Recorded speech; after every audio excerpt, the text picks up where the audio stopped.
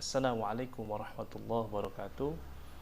Teman-teman semuanya, video ini saya buat untuk kalian yang saat ini masih menjadi mahasiswa saya atau yang lagi berjuang dapetin nilai di mata kuliah saya, yaitu mata kuliah Pendidikan Agama Islam. Karena banyak yang ujiannya itu nilainya jatuh. Nah, sekarang di video ini dengarkan baik-baik, saya akan bocorkan bagaimana cara saya membuat soal supaya kalian tahu bagaimana cara nyari jawabannya. Soal yang saya buat, berapapun nomornya, misalnya ada 5 atau kadang 8, itu selalu terdiri dari 3 tipe soal. Selalu terdiri dari 3 tipe soal. Yang pertama, tipe soal yang jawabannya ada di artikel. Yang hanya ada di artikel, tapi materinya tidak pernah disinggung di perkuliahan, di kelas. Jadi di artikel ada lengkap, tapi di kelas itu nggak tersentuh, nggak kebahas. Itu yang pertama. Tipe soal ini kalian jawab sesuai dengan apa yang ada di artikel. Oke, jadi harus banyak baca nih. Nah, yang kedua, tipe soal yang di artikel ada, tapi materinya juga pernah saya singgung atau pernah saya ulas ketika di kelas, baik kelas offline ataupun kelas online.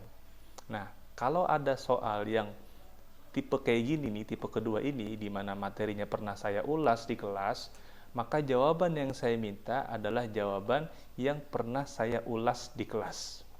Walaupun di artikel ada.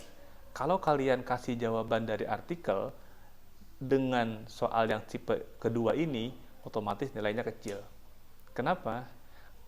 Ini mesti saya bedakan antara soal yang jawabannya di artikel murni dengan soal yang saya minta jawabannya dari materi saya di kelas. Kenapa mesti dibedain? Karena kalau soal itu semua jawabannya bisa dari artikel diambilnya, ini potensi buat nyonteknya gede banget. Nah, saya meminimalisir itu. Walaupun faktanya di kelas kadang-kadang ya kita nggak tahu, mungkin saya yang nggak ngawas, atau saya ngawas tapi saya lengah dan lain sebagainya, atau saya ngawas tapi kan kadang-kadang kelasnya dipecah dua. Memang potensi itu masih ada. Jadi ini dalam rangka meminimalisir kecurangan. Makanya ada tipe soal yang pertama, yaitu yang jawabannya murni dari artikel. Yang kedua, tipe soal yang materinya pernah diulas di kelas. Nah, tipe soal yang kedua ini jawabannya yang kalian mesti tuang adalah jawaban yang pernah saya bahas materinya di kelas. Nah, itu tipe 1 dan 2. Ada lagi yang ketiga. Tipe soal yang ketiga itu biasanya tentang opini, tentang pendapat, tentang pandangan. Tapi jawaban yang tipe soalnya tentang pandangan ini juga nggak boleh semena-mena, nggak boleh sembarangan. Harus dibangun berdasarkan argumentasi-argumentasi.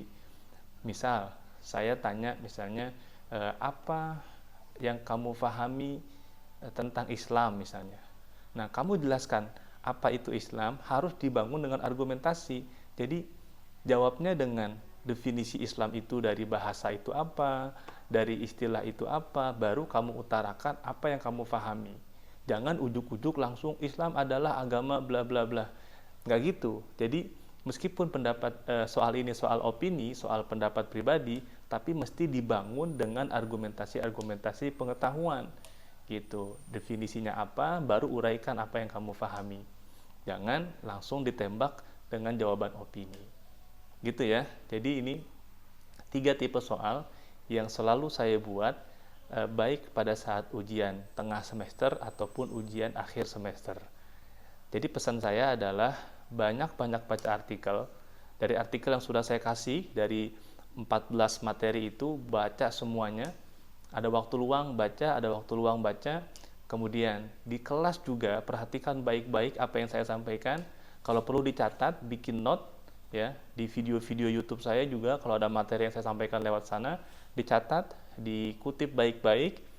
Nah, itu akan membantu banyak buat kalian untuk bisa dapat nilai lebih baik lagi.